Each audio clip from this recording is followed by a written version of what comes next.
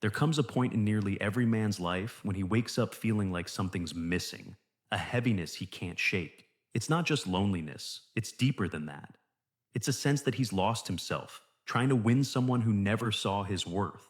From a young age, many men are taught that love is sacrifice, that romance means placing her above everything else, that if you're good, if you're attentive, if you show her how much you care, she'll stay. So, you follow the blueprint. You text her good morning. You wait hours for a reply, then pretend it doesn't sting. You cancel plans with your friends to be available. You listen to her problems, offer solutions, and tell yourself that this is love. You plan dates, buy gifts, memorize her favorite things, and rearrange your life so she knows she's important. You think that's what a man is supposed to do.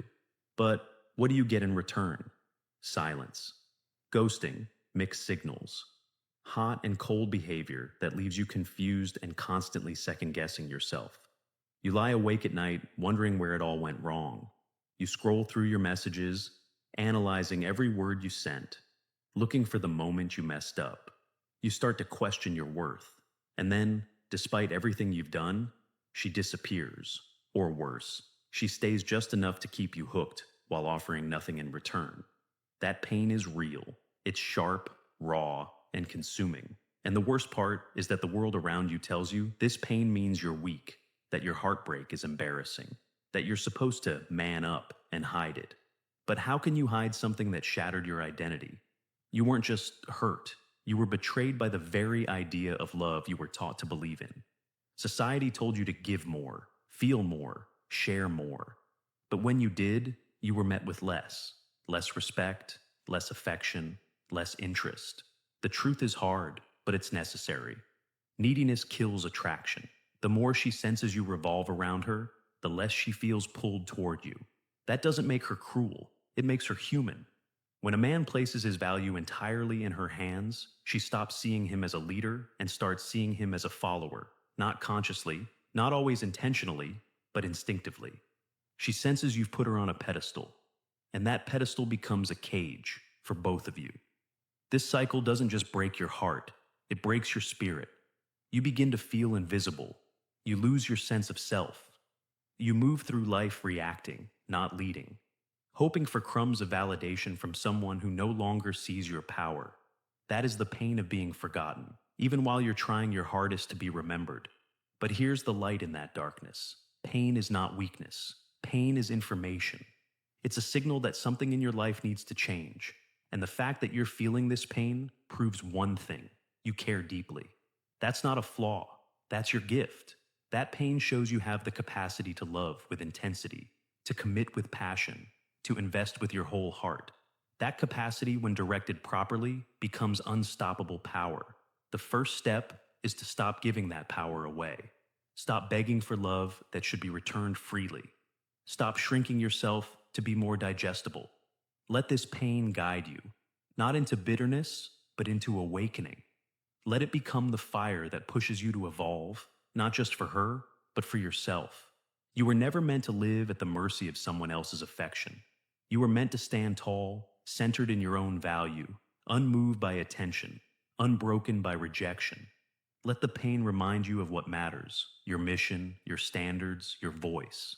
Because when you begin to rise from this pain, you don't just become attractive, you become powerful. There's a moment in every man's journey when the ground beneath him begins to shift, not because the world has changed, but because he finally sees it with clarity. That moment is when you stop defining yourself by how much she texts you back, how often she compliments you, or whether she wants to see you this weekend. That moment is when you understand that true power doesn't come from being chosen. It comes from choosing yourself. And for many men, this realization is like waking up from a lifelong dream. You suddenly notice how often you've bent over backwards for approval, how you've twisted your personality into someone more likable, softer, more palatable, hoping she would see you as enough. But here's the truth you've been avoiding. The more you seek approval, the less you receive it. Choosing yourself doesn't mean turning your back on women. It doesn't mean shutting off your emotions or becoming a loner. It means learning to breathe without needing her to validate every breath. It means realizing that your value doesn't fluctuate based on someone else's attention. The second you stop orbiting around her, and begin building a center within yourself, everything changes. Your energy shifts. Your presence becomes fuller. There's something magnetic about a man who walks into a room already whole, who doesn't need anything from anyone, yet still offers his presence generously. That's where Stoic power begins. Not in loud displays or tough guy bravado, but in calm certainty, in emotional independence, in knowing that even if everyone left tomorrow, your foundation would still be strong. A Stoic man doesn't suppress his feelings, he simply owns them. He doesn't seek control over others, he commands control over himself. And that level of internal discipline translates into external strength. It becomes attractive, not because it's trying to be, but because it doesn't need to be. That's the paradox. When you stop chasing, you start attracting. This shift is more than mindset. It's a lifestyle. It's built through small, consistent choices that reflect self-respect. You wake up and train your body, not to impress her, but to discipline yourself. You read books that sharpen your mind, not because it's trendy, but because your intellect matters. You protect your time, cut off draining relationships, and pursue goals that align with your vision. Not because it guarantees success, but because it affirms your worth. You stop performing for approval and start showing up for purpose. And when you do this consistently, people start noticing. She notices. But more importantly, you notice. You feel different, stronger, clearer, more in control. You walk differently. You speak with more conviction. You stop over-explaining. You stop justifying your choices. You stop apologizing for having boundaries. That transformation isn't about becoming someone else. It's about returning to the version of yourself that was buried under years of insecurity and conditioning. The shift isn't about being cold. It's about being composed. It's not about rejecting love. It's about redefining it.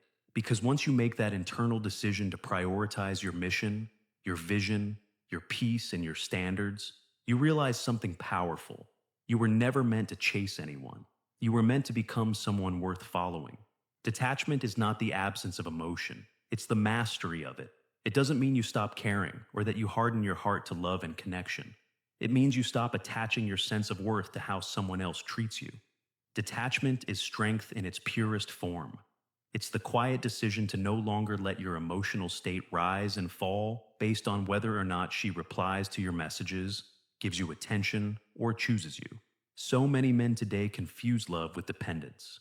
They think being available 24/7 is romantic, that checking in constantly shows commitment, that waiting around proves devotion. But it doesn't. It proves one thing. You've handed her the steering wheel of your identity. The truth is, when you place your value in her hands, she loses respect for you, even if she doesn't consciously understand why. Deep down, she senses that you're emotionally outsourcing your happiness, that every move you make is calculated around her response, that your mood, your energy, even your focus hinges on whether or not she's in a good mood. That's not love. That's emotional slavery. And she doesn't want to be your emotional caretaker. She wants to be inspired by your stability. She wants to feel your energy, not be responsible for it. Detachment is the process of taking your energy back. It begins when you stop texting first out of habit, when you silence your phone at night instead of waiting for her message, when you stop rereading old conversations, searching for what you could have said differently. It continues when you stop watching her Instagram stories, hoping to feel connected. When you stop interpreting every delay in her reply as a crisis. When you realize that her silence is not an emergency, it's just space. Space that you can use to grow instead of panic. And make no mistake, detachment takes discipline. At first it feels uncomfortable. You'll be tempted to reach out, to check in, to chase that tiny hit of dopamine her attention brings. But each time you resist, you grow stronger. You reclaim another piece of yourself that you gave away. With each silent moment you endure without reacting, you build resilience. You start noticing things again. Your goals, your thoughts, your vision for the future. You begin to feel powerful in your stillness, not powerless in your silence. Eventually, that emotional clarity becomes your edge. You stop reacting, and you start responding. You stop panicking when she pulls away, and you start observing. You understand that her distance isn't rejection, it's feedback. And feedback is a gift.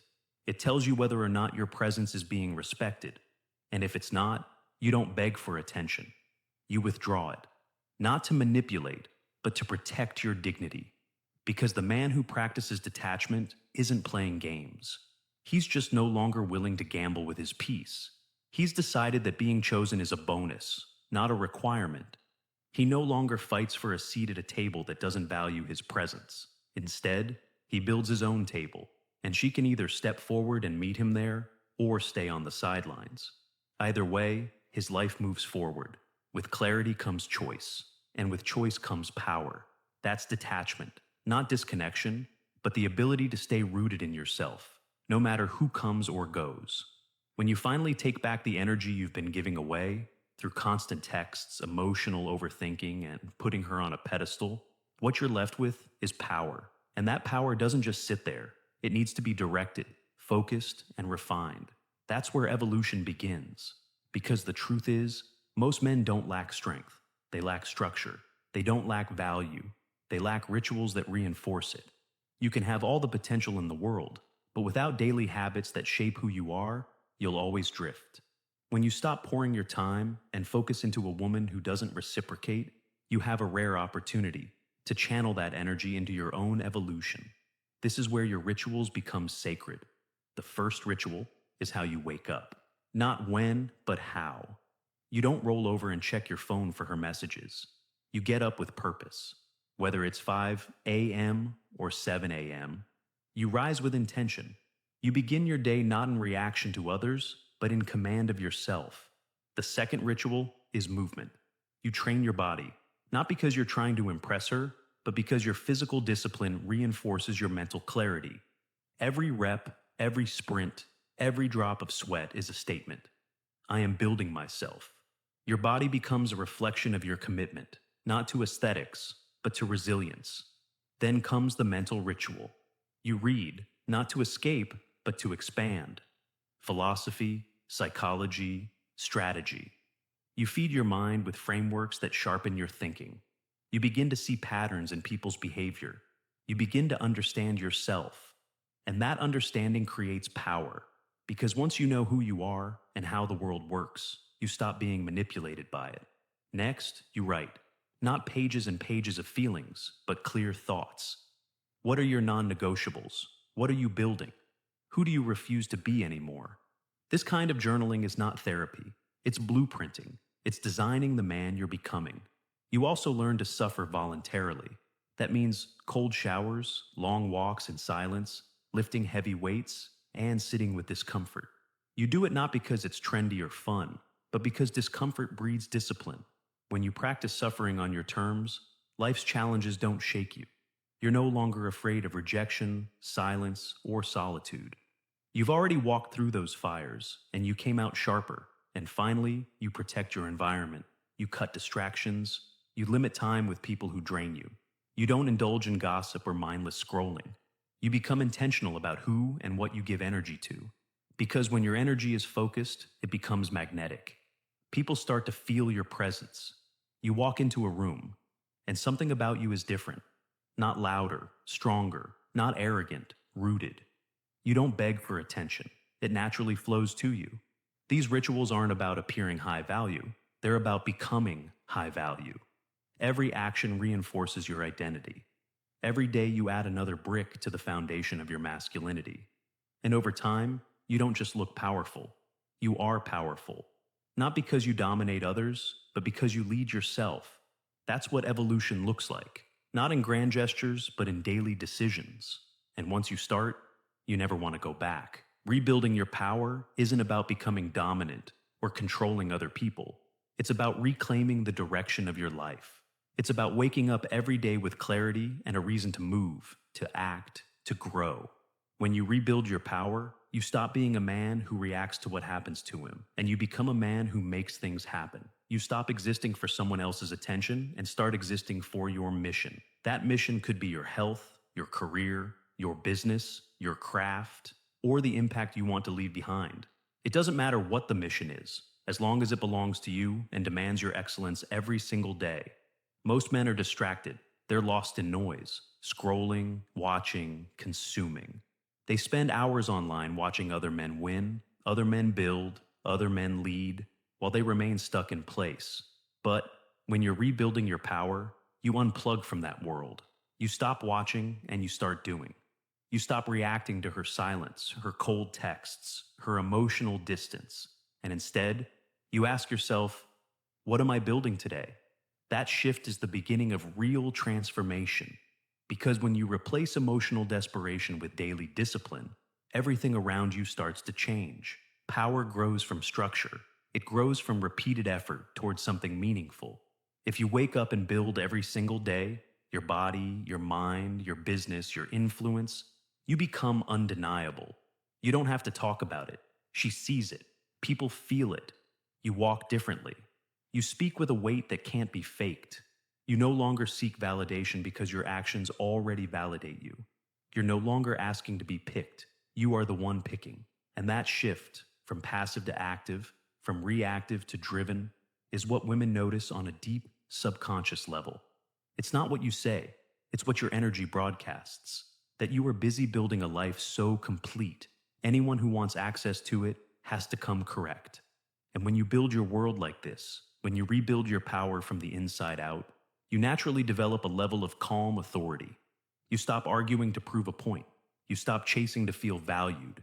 You don't fear being left behind because you've become the one setting the direction. Your time becomes sacred. Your focus sharpens.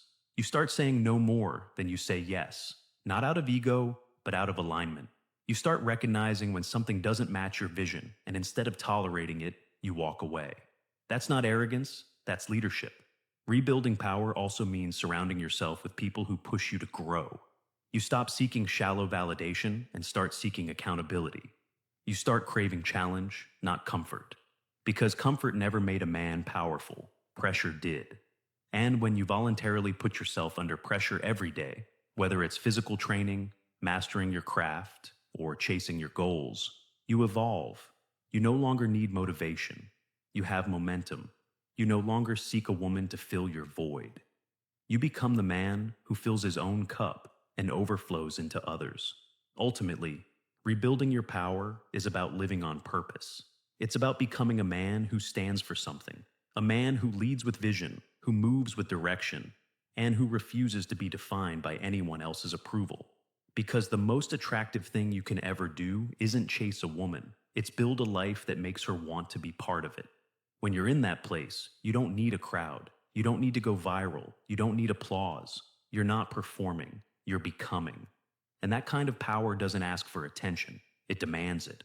True dominance is not about controlling people or raising your voice to be heard. It's not about intimidation or fear.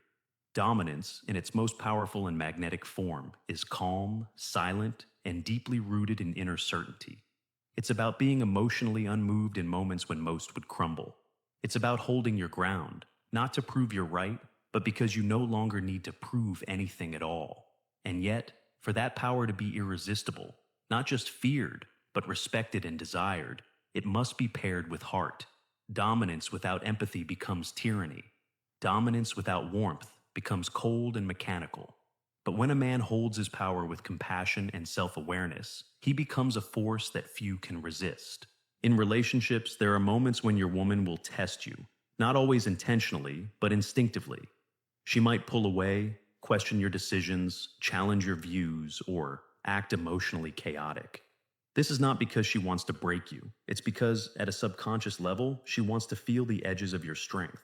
She wants to know that you are not easily shaken, that you are a rock she can lean on, not a storm she has to manage.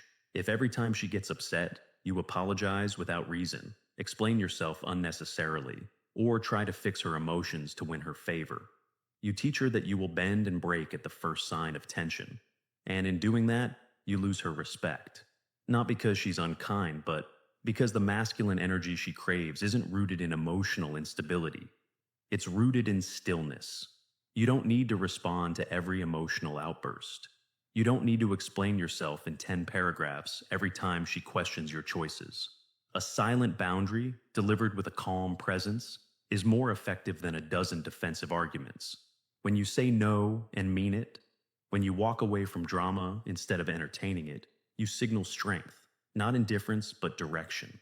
And that direction is what makes her feel safe. Women don't want men who are emotionally robotic. They want men who can hold space without collapsing under pressure. A man who feels deeply, but doesn't let his emotions control him. A man who listens with presence, but moves with principle. Being emotionally unwavering doesn't mean you shut down. It means you show up fully, but stay grounded in your values. You're able to comfort her when she's vulnerable, but you don't lose yourself when she's emotional. You don't chase validation. You don't panic when she's distant. You don't mirror her chaos with your own. Instead, you hold your frame. You remain calm.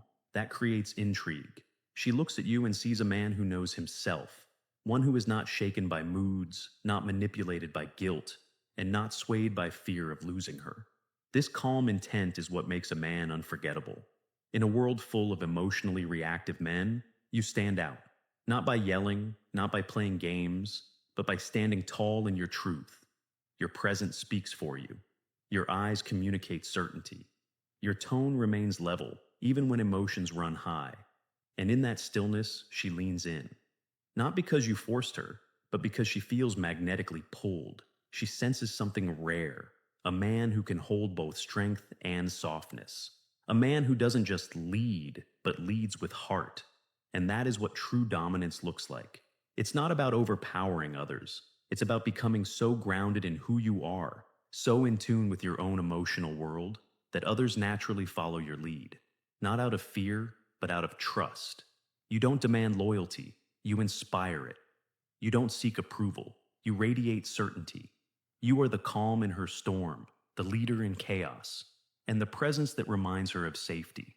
That kind of dominance doesn't fade, it leaves an imprint, not just on her, but on every room you walk into. That is the power of dominance with heart.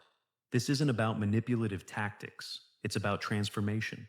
When you become so deeply rooted in your mission, your identity, your purpose, even her silence echoes respect.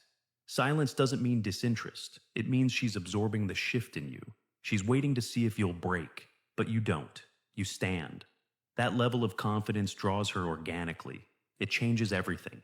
If you've stayed with me all the way here, type unstoppable in the comments.